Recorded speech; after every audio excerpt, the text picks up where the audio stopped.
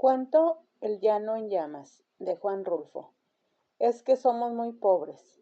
El audiocuento va dirigido al nivel primaria. Créditos: maestra Zoila Noemí Moreno Alonso, maestra Ham de Jordania Esdir Moreno, maestra Ilse Sagnité Luna Velázquez, maestra María Dolores López Parra. Cuento Es que somos muy pobres. Aquí todo va de mal en peor. La semana pasada se murió mi tía Jacinta, y el sábado, cuando ya la habíamos enterrado y comenzaba a bajársenos la tristeza, comenzó a llover como nunca.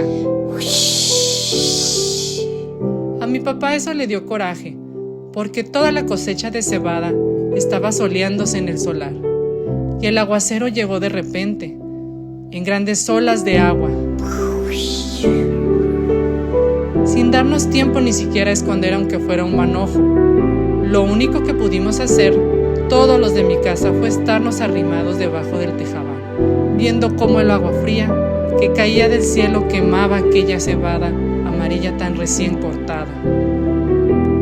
Y apenas ayer, cuando mi hermana Tacha acababa de cumplir 12 años, supimos que la vaca que mi papá le regaló para el día de su santo se la había llevado el río. El río comenzó a crecer hace 3 noches, a eso de la madrugada. Yo estaba muy dormido, y sin embargo, el estruendo que traía el río al arrastrarse me hizo despertar enseguida y pegar el brinco de la cama con mi cobija en la mano, como si hubiera creído que se estaba derrumbando el techo de mi casa. Pero después volví a dormir, porque reconocí el sonido del río, y porque ese sonido se fue haciendo igual hasta traerme otra vez el sueño. Cuando me levanté, la mañana estaba llena de nublazones y parecía que había seguido lloviendo sin parar. Se notaba en que el ruido del río era más fuerte y se oía más cerca. Se olía como se huele una quemazón, el olor a podrido del agua revuelta. A la hora en que me fui a asomar, el río ya había perdido sus orillas. Iba subiendo poco a poco por la calle real y estaba metiéndose a toda prisa en la casa de esa mujer que le dicen la tambora. El chapaleo del agua se oía al entrar por el corral y al salir en grandes chorros por la puerta. La tambora iba y venía caminando por lo que era ya un pedazo del río, echando a la calle sus gallinas para que se fueran a esconder a algún lugar donde no les llegara la corriente. Y por el otro lado, por donde está el recodo, el río se debía de haber llevado, quién sabe desde cuándo, el tamarindo que estaba en el solar de mi tía Jacinta, porque ahora ya no se ve ningún tamarindo. Era el único que había en el pueblo, y por eso nomás la gente se da cuenta de que la creciente esta que vemos es la más grande de todas las que ha bajado el río en muchos años. Mi hermana y yo volvimos a ir por la tarde a mirar aquel amontonadero de agua, que cada vez se hace más espesa y oscura, y que pasa ya muy por encima de donde debe estar el puente. Allí nos estuvimos horas y horas sin cansarnos viendo la cosa aquella. Después nos subimos por la barranca porque queríamos oír bien lo que decía la gente, pues abajo, junto al río, hay un gran ruidazal, y solo se ven las bocas de muchos que se abren y se cierran y como que quieren decir algo, pero no se oye nada. Por eso nos subimos por la barranca, donde también hay gente mirando el río y contando los perjuicios que ha hecho. Allí fue donde supimos que el río se había llegado a la serpentina, la vaca, esa que era de mi hermana Tacha, porque mi papá se la regaló para el día de sus cumpleaños, y que tenía una oreja blanca y otra colorada, y muy bonitos ojos. No acabo de saber por qué se le ocurrió a la serpentina pasar el río cuando sabía que no era el mismo río que ella conocía de a diario. La serpentina nunca fue tan atarantada. Lo más seguro es que ha de haber venido dormida para dejarse matar así nomás por nomás. A mí muchas veces me tocó despertarla cuando le abría la puerta del corral, porque si no, de su cuenta, ahí se hubiera estado el día entero con los ojos cerrados, bien quieta y suspirando, como se oye suspirar a las vacas cuando duermen. y aquí ha de haber sucedido eso de que se durmió. Tal vez se le ocurrió despertar al sentir que el agua pesada le golpeaba las costillas. Tal vez entonces se asustó y trató de regresar, pero al volverse se encontró entrevarada y acalambrada entre aquella agua negra y dura como tierra corrediza. Tal vez bramó pidiendo que le ayudaran. Bramó como solo Dios sabe cómo. Yo le pregunté a un señor que vio cuando la arrastraba el río si no había visto también al becerrito que andaba con ella, pero el hombre dijo que no sabía si lo había visto. Solo dijo que la vaca manchada pasó a patas arriba muy cerquitas de donde él estaba y que allí dio una voltereta. Y luego no volvió a ver ni los cuernos, ni las patas, ni ninguna señal de vaca. Por el río rodaban muchos troncos de árboles con todo y raíces, y él estaba muy ocupado en sacar la leña, de modo que no podía fijarse si eran animales o troncos los que arrastraba.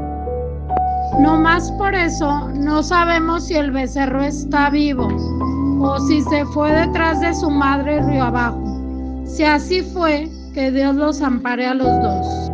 La apuración que tienen en mi casa es lo que pueda suceder el día de mañana, ahora que mi hermana Tacha se quedó sin nada, porque mi papá con muchos trabajos había conseguido a la serpentina desde que era una vaquilla, para dársela a mi hermana con el fin de que ella tuviera un capitalito y no se fuera a ir de piruja como le hicieron mis otras dos hermanas, las más grandes. Según mi papá, ellas se habían echado a perder porque éramos muy pobres en mi casa y ellas eran muy retobadas. Desde chiquillas ya eran rezongonas y tan luego que crecieron les dio por andar con hombres de lo peor, que les enseñaron cosas malas. Ellas aprendieron pronto y entendían muy bien los chiflidos, cuando las llamaban a altas horas de la noche. Después salían hasta de día. Iban cada rato por agua al río y a veces, cuando uno menos se lo esperaba, allí estaban en el corral, revolcándose en el suelo, todas encueradas y cada una con un hombre trepado encima. Entonces mi papá las corrió a las dos. Primero les aguantó todo lo que pudo, pero más tarde ya no pudo aguantarlas más y les dio carrera para la calle. Ellas se fueron para Yutla o no sé para dónde, pero andaban de pirujas.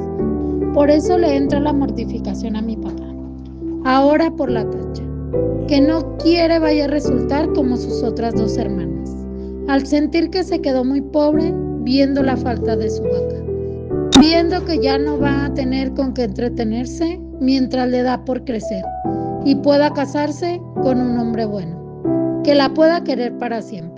Y eso ahora va a estar difícil.